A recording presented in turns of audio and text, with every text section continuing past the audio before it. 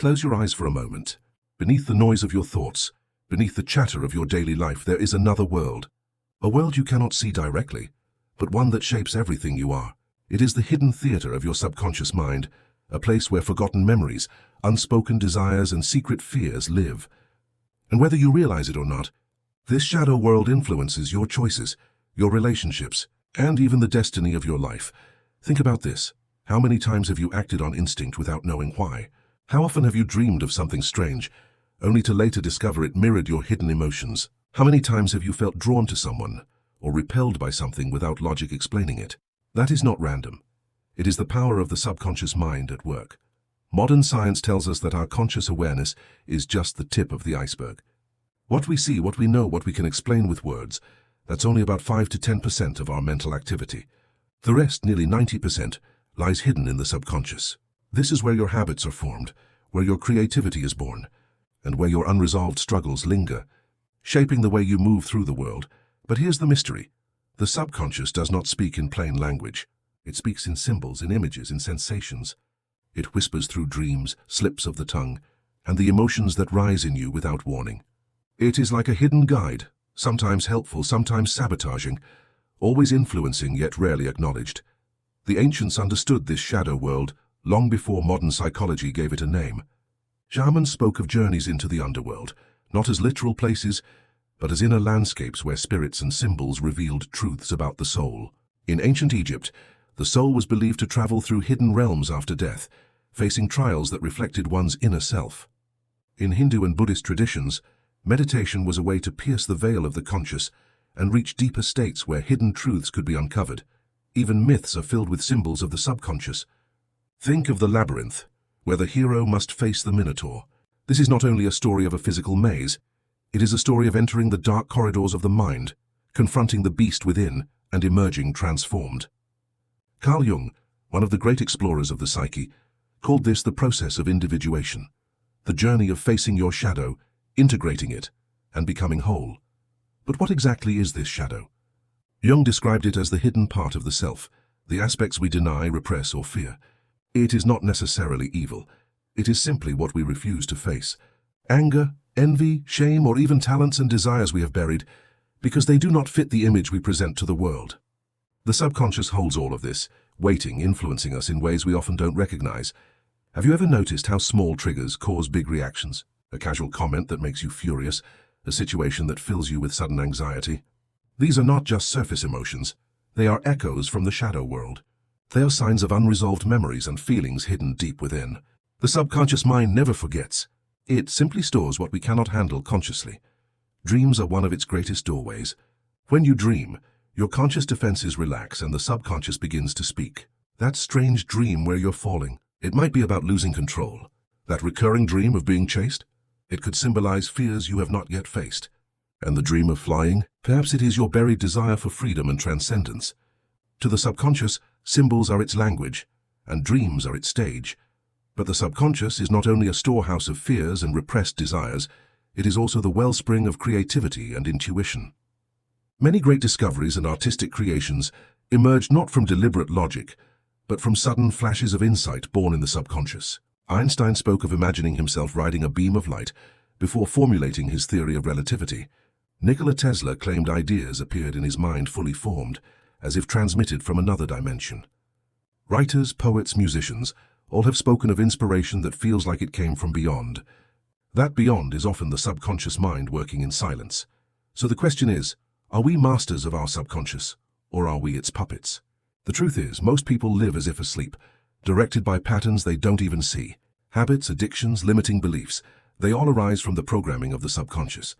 Childhood experiences, traumas, repeated messages from parents or society, they sink into the shadow world and become scripts we follow without knowing.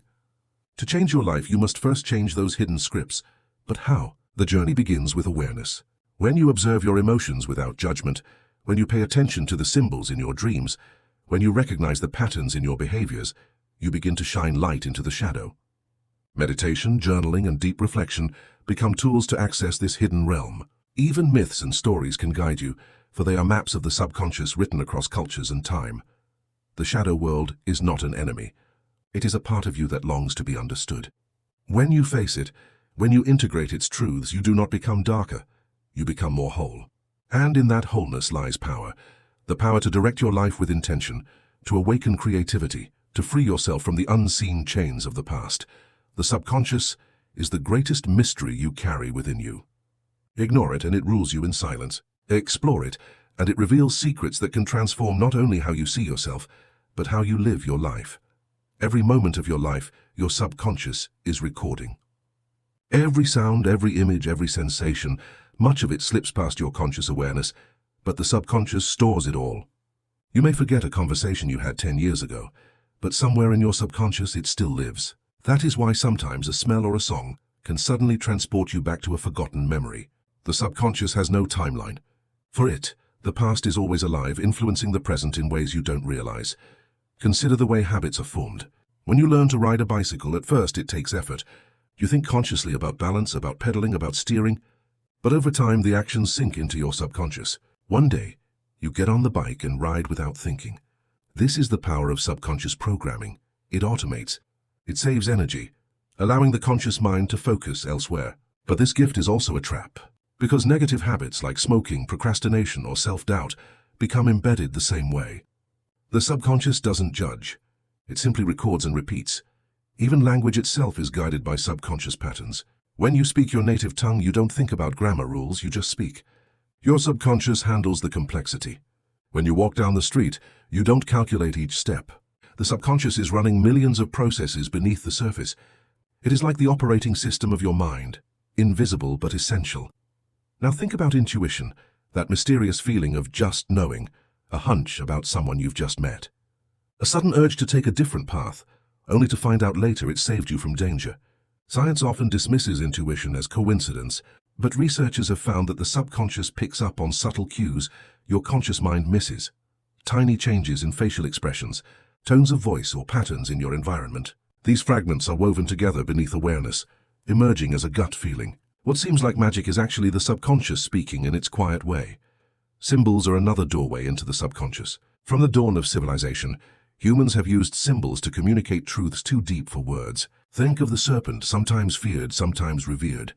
In one culture it represents danger, in another transformation and rebirth. The tree of life, the labyrinth, the circle, all are universal images that appear again and again across history. Why? Because they rise from the subconscious, not just of individuals but of humanity as a whole. Jung called this the collective unconscious, a shared reservoir of symbols and archetypes inherited across generations. This is why myths feel strangely familiar, even if you've never heard them before. When you hear the story of a hero descending into darkness, facing trials and emerging reborn, you recognize it because it mirrors your own inner journey. These archetypes live inside you, shaping how you see yourself and how you interpret the world. The subconscious speaks through them, guiding you without you even knowing. Dreams, too, are filled with symbols. A house may not be just a house. It may represent the self, each room a different aspect of your life. A river might symbolize change, a bridge, a transition. To dismiss dreams as meaningless is to miss out on the subconscious revealing its truths. While not every dream carries deep meaning, many are messages, symbols waiting to be decoded. But here's the paradox. The subconscious mind is both your greatest ally and your greatest obstacle. Left unexamined, it can trap you in cycles of fear, self-sabotage, and limitation. You may find yourself repeating the same mistakes in relationships, falling into the same patterns of thought, because the subconscious is replaying old scripts written long ago. But if you learn to work with it, the subconscious becomes a treasure chest of insight, healing, and creativity. Think of an iceberg. The conscious mind is the tip above the water, small and visible. The subconscious is the massive structure beneath, unseen but shaping everything. Ignore it and you crash against it. Explore it and you learn to navigate the waters of your own psyche. This is why practices like hypnosis, meditation, and visualization have such power. Hypnosis can bypass the critical conscious mind, planting new suggestions directly into the subconscious. Meditation allows you to watch thoughts and emotions rise from the hidden depths, giving you insight into patterns you didn't see before. Visualization uses the language of images, directly engaging the subconscious to reprogram beliefs and expectations. Athletes, artists, and even astronauts use these techniques to sharpen performance and unlock potential. But you don't need to be an expert to begin. Simply paying attention to your daily triggers is a start. When someone angers you more than seems reasonable, ask yourself, what memory is this touching? When you feel drawn to a symbol, a story, or a dream image, ask, what part of me is speaking through this? By becoming curious instead of reactive, you begin to build a bridge to the shadow world. The subconscious is like a mirror that never stops reflecting. It shows you the parts of yourself you know and the parts you deny. To face it is not easy. It requires courage, honesty, and humility, but the reward is profound. For in understanding the subconscious, you begin to understand not only yourself, but the hidden forces that guide all human beings. And so, the shadow world is not just inside you, it is the unseen dimension of human existence itself. To explore it is to walk a path both ancient and deeply personal. It is the journey into the depths, where the greatest secrets of the mind are waiting to be uncovered. If the subconscious mind is a vast ocean beneath the surface of awareness, then the shadow is its darkest and most mysterious current. It is here that the secrets we fear to face are stored. But paradoxically, it is also here that the key to our deepest growth lies. The shadow is often misunderstood. People imagine it as a container for only the negative, rage, envy, shame, guilt. And while those emotions live there, the shadow also hides suppressed gifts, talents we abandoned, passions we buried, even strengths we denied because they didn't fit the roles we were taught to play. In other words, the shadow is not just a prison, it is a vault. And like any vault, what's inside can either weigh us down or set us free. Think of a person who avoids confrontation at all costs. On the surface, they may seem kind, agreeable, easygoing. But beneath, in the shadow, lies anger. Anger that has never been acknowledged, perhaps because they were raised to believe anger was bad. That buried energy doesn't disappear. It leaks out in passive aggression, sudden bursts of frustration, or even health issues. Only by facing the shadow, by admitting, yes, I feel anger, can they begin to channel it in healthy ways. On the other hand, imagine someone who was told as a child, stop being so imaginative, focus on being practical. That child may have learned to suppress creativity, hiding it away in the shadow. As an adult, they may feel a vague sense of emptiness or boredom, unaware that a forgotten gift is waiting to be reclaimed. The shadow holds not only wounds but treasures. Facing it means not only confronting darkness, but rediscovering light. But why do we fear the shadow so much? Because it threatens the image we show the world, the mask or persona we wear. Society rewards certain behaviors and punishes others, so from childhood, we learn to present only what is acceptable. The rest we push down. The subconscious mind faithfully stores it all, but because we are afraid to look, it operates from the dark, influencing us without our consent. This is why projections happen. When we despise qualities in others, arrogance, selfishness, cruelty, it often means those qualities live unacknowledged in our own shadow. We see in others what we cannot bear to see in ourselves. This is the shadow's trick. It hides within us but reveals itself in the mirror of other people. If we have the courage to recognize this, every conflict becomes a clue, every judgment a signal pointing back to an unexamined part of ourselves. The subconscious also holds collective shadows. Just as individuals repress fears, societies do the same. Cultures suppress uncomfortable truths about history, inequality, violence, and these shadows influence nations in the same way personal shadows influence individuals. Wars, discrimination, and cycles of oppression often repeat because the collective subconscious has not faced its hidden wounds. Healing requires not just political change, but shadow work on a cultural scale. Remembering, acknowledging, and integrating what was denied. But here's the hope. What is hidden can be brought into light. Jung described the process of individuation as the integration of the shadow, a lifelong journey of becoming whole. This doesn't mean erasing or destroying the shadow. It means acknowledging it, befriending it, learning from it. To deny your shadow is to remain incomplete. To embrace it is to become powerful. Practical shadow work can begin in small ways. Journaling allows subconscious thoughts to surface without judgment. Dreams can be written down and studied for recurring patterns or symbols. Meditation can help you notice emotions as they rise, catching glimpses of what lies beneath. Even creative expression, painting, music, storytelling, can open doorways to the subconscious, allowing hidden parts of the self to speak. But perhaps the most important practice is honesty with yourself. To pause in a moment of anger and say, "This is my shadow speaking." To admit envy, shame, or desire without running from it. In doing so, you rob the shadow of its power to control you unconsciously. You take back the steering wheel of your own life. The subconscious mind is not here to harm you. It is here to complete you. Every nightmare, every trigger, every projection is an invitation to look deeper. To ask, what part of me is asking to be seen? What truth have I buried? What gift have I denied? And when you begin to face these questions, you discover something profound. The shadow is not your enemy. It is your teacher. It is the hidden guide pointing you toward wholeness. The monsters in the subconscious are not there to destroy you. They are there to be transformed. And in that transformation lies freedom. For when the subconscious becomes conscious, when the shadow is integrated, you no longer live as a puppet pulled by invisible strings. You live awake. You live as a whole being, light and shadow together. And that is when true power emerges. The power not just to change your life, but to see the world with new eyes. To truly understand the subconscious mind is to realize that it is not simply a hidden part of you. It is the architect of your reality.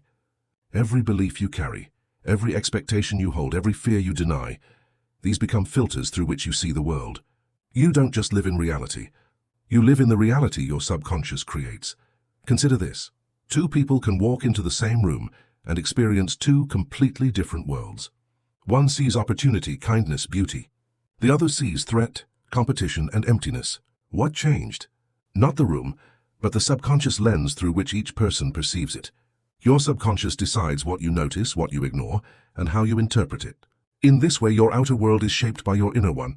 This is why affirmations, visualization, and self-belief can transform lives, not because of magic, but because they reshape the subconscious blueprint that guides perception and behavior. When you repeatedly tell yourself, "I am capable," the subconscious begins to accept it. Slowly, your actions align with that belief. The reverse is also true. If your subconscious holds the message, "I will fail," it will sabotage you to prove itself right. The shadow world does not judge. It simply fulfills the scripts written within it. And yet here lies the paradox. You cannot simply command the subconscious. It does not respond well to force. It responds to imagery, repetition, and emotion, the languages it understands.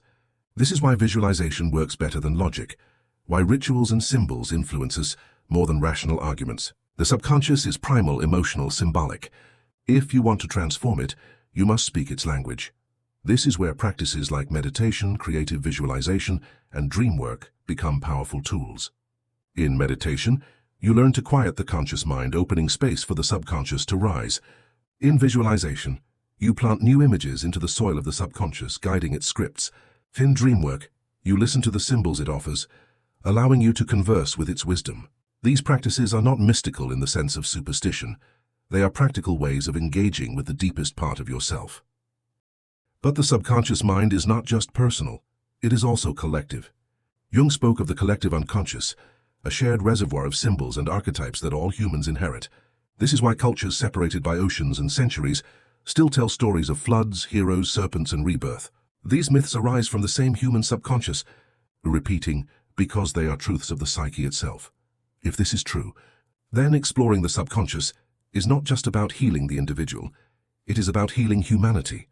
When we confront personal shadows, we contribute to the integration of the collective shadow. When we awaken our own subconscious, we become part of a larger awakening. This is why myths of descent into the underworld and return with wisdom are so universal. They are blueprints for humanity's collective journey. And here's the ultimate secret.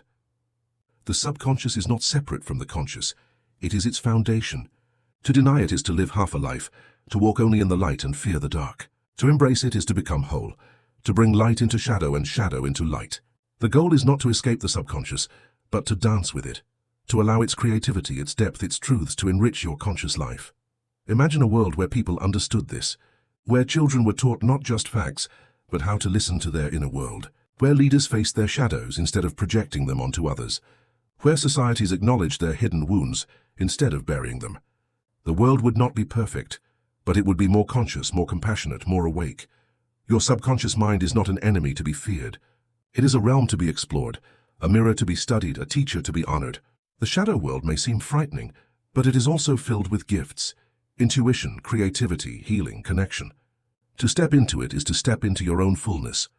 So as you leave this exploration, remember, you are more than your thoughts, more than your conscious story. Beneath it all lies a vast ocean, a hidden realm where your deepest truths wait. The subconscious shapes you, but you can also shape it. The shadow world is not your prison. It is your path. The question is not whether the subconscious mind controls you. The question is, will you walk into the shadow, face what lies within, and claim the forgotten power waiting there? For those brave enough to enter, the reward is not fear, but freedom, not darkness, but wholeness, not illusion, but truth. And maybe, just maybe, when you dare to face the shadow world of your subconscious mind, you discover the most important secret of all, that everything you seek outside, peace, power, purpose, was hidden inside you all along. waiting to be remembered.